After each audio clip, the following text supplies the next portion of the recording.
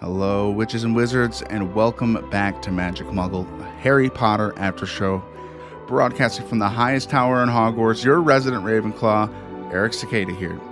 Today, we're discussing chapters 3 and 4 of Harry Potter and the Order of the Phoenix, the Advanced Guard, and number 12, Grimmauld Place.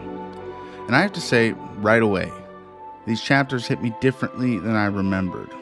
And that's because as a kid, I didn't fully get through this book. It hit a new level of maturity that I wasn't quite ready for. For the first time in the series, this doesn't just feel like the next Harry Potter adventure. This feels like consequences of everything that came before it. Sorcerer's Stone led here, Chamber of Secrets led here, Prisoner of Azkaban led here, and Goblet of Fire especially led here.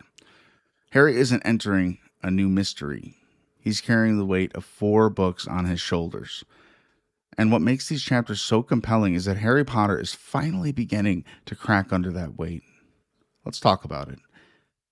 Chapter 3, The Advanced Guard. When this chapter opens, Harry is miserable. Not just annoyed, not just impatient, miserable. He is trapped at Privet Drive. He's been attacked by Dementors.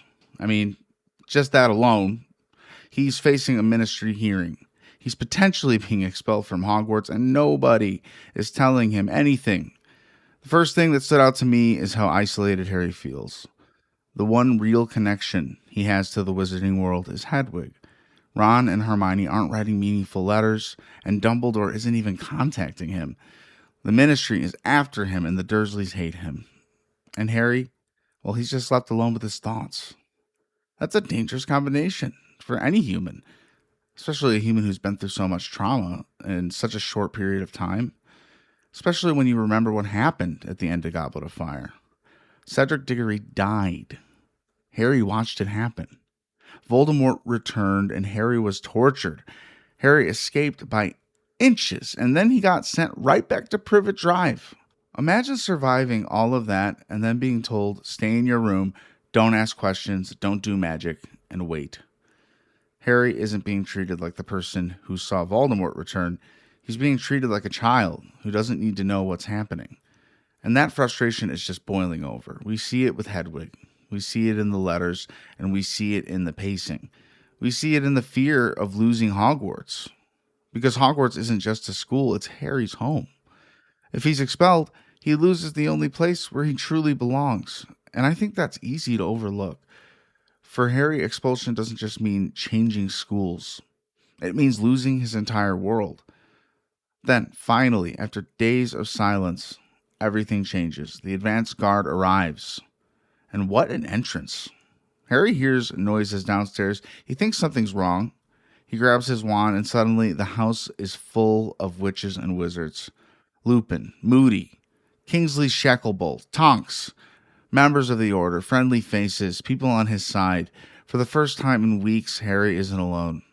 And honestly, I love seeing the real Mad-Eye Moody because in Goblet of Fire, we spent almost the entire year with the fake version. Now we finally actually get to meet the man. Paranoid, gruff, intimidating, and honestly kind of hilarious. Nobody talks like Mad-Eye Moody. The man immediately starts warning Harry about losing a buttock because of his improper wand storage. That's peak Mad-Eye. But underneath all the humor, there's something important happening. The adults are scared. Really scared. The mission feels dangerous. The secrecy feels dangerous. The atmosphere feels dangerous. And this isn't just a school year beginning with excitement. On the contrary, this feels like wartime. Even Harry's transportation reflects that. No flu powder, no port key, no easy solution. A guarded aerial extraction. That's the world we're living in now. It feels a lot different from the other times Harry's going to Hogwarts. Hogwarts is the point A and he's at point 0. And every time he's going to Hogwarts, it's more of this like exciting build-up. Yeah, things happen on the way. Flying cars and Dementors and all that, of course. However, there is just the whole backstory of Voldemort being back that just looms over this story. And the magical world isn't really welcoming Harry back. The first book, Doris Cropford, Mr. Potter. Pleasure to meet you. You know, everyone's thrilled to meet the boy who lived. Now, just as real tabloids go, they, as in the magic community, don't really see Harry as this hero anymore. They see him as a guy with a lot of stories. One of my favorite moments in this chapter is Harry meeting Tonks. Tonks is instantly fun. She's awkward, she's clumsy, and she's funny. She brings some much needed energy into the story that's getting darker. The metamorphosis reveal, that's fantastic. Honestly, it's another example of Rowling continuing to expand what magic can be. Even 5 books into the series, we're still learning new things, and I don't think that's going to stop. But what I really, really love is how naturally it happens. Tonks isn't showing off, she's just being herself. And Harry finally gets to interact with someone who isn't treating him like a problem. Then comes the flight, and I think this section matters more than it first appears. Because for the first time since the graveyard, Harry feels alive. He's flying, he's free, he's leaving Privet Drive behind. And for a few moments, all the fear and anxiety disappear. It's one of the few moments of genuine joy Harry gets in these opening chapters. You can almost feel him breathing again. So let's move into chapter 4, number 12, Grimmauld Place. The second chapter gives us one of the coolest reveals in the series. Number 12, Grimmauld Place. A hidden house literally squeezed between 2 ordinary houses. It's secret, it's creepy, and it's mysterious. It immediately feels wrong in the best way possible. Nothing about Grimmauld Place feels welcoming. The portraits, the darkness, the house elf heads. Weird. The smell, the atmosphere, everything screams that this place has history. Dark history. And that is exactly what Rowling wants us to feel. Because this isn't Hogwarts. This is where the war is being planned. Then we get the reunion. Harry finally sees Ron and Hermione. And for a moment, everything feels okay. But then it doesn't. Because Harry realizes they've been together. They've had information. They've had each other. And he's been alone. Now, this is where I want to spend some time. Because Harry gets criticized a lot in Order of the Phoenix because people say he's angry, moody, frustrating, difficult, and sure, sometimes he's all of that. But I think these chapters are completely justifying his feelings, in my opinion. Harry isn't throwing a tantrum. Harry's defending his reality.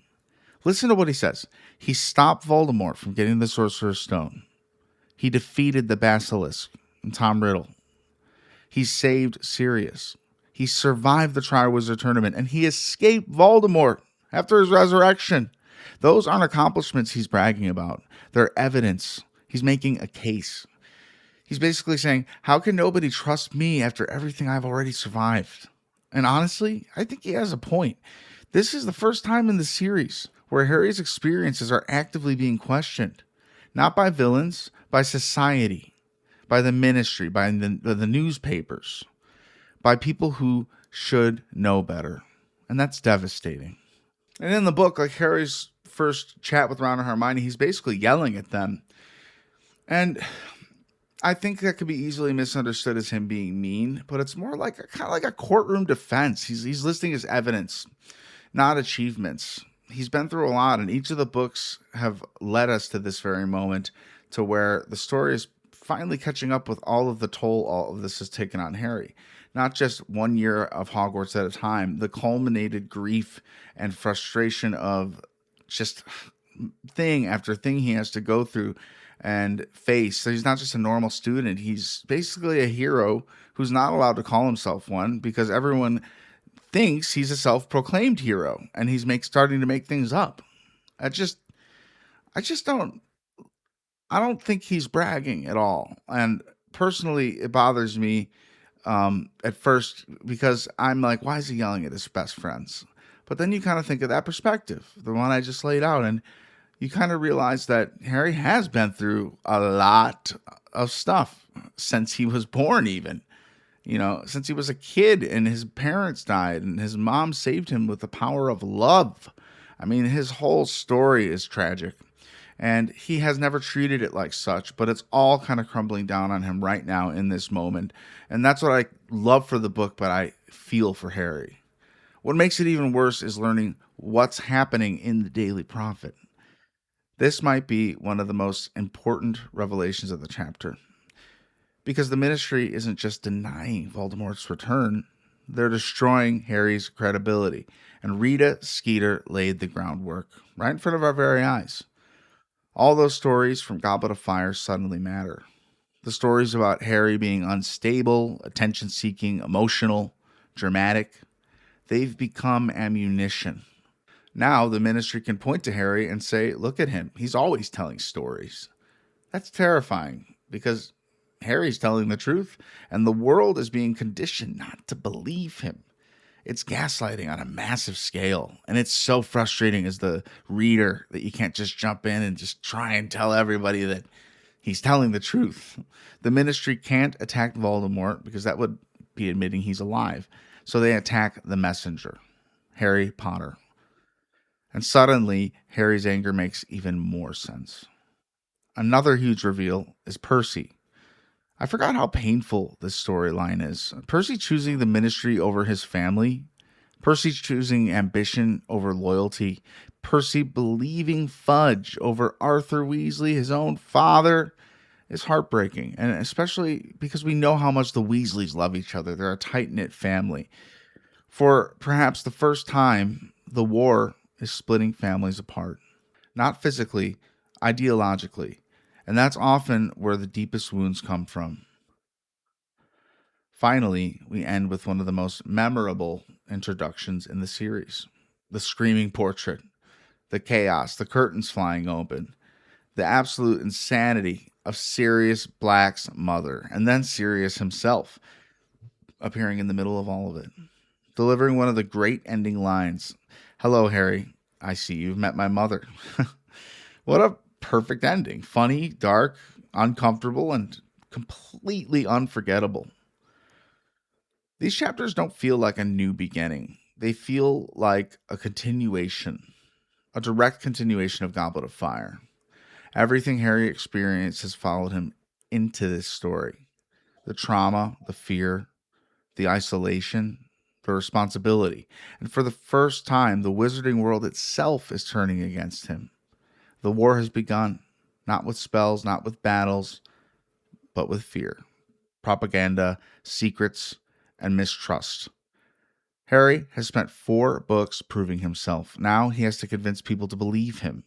And that might be the hardest challenge he's faced yet.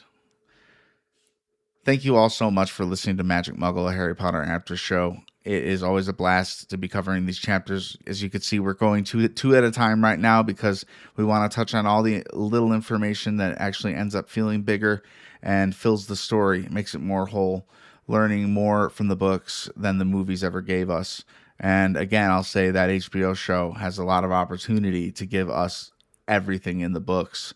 I mean, it's not going to be line for line, but I think it's going to be a lot more accurate to what we read in the book. So I sure as heck hope the story is expanded upon, because the reading is far superior at this point, especially when the books are so big. Make sure to join our Honest First Discord server in the notes of the show.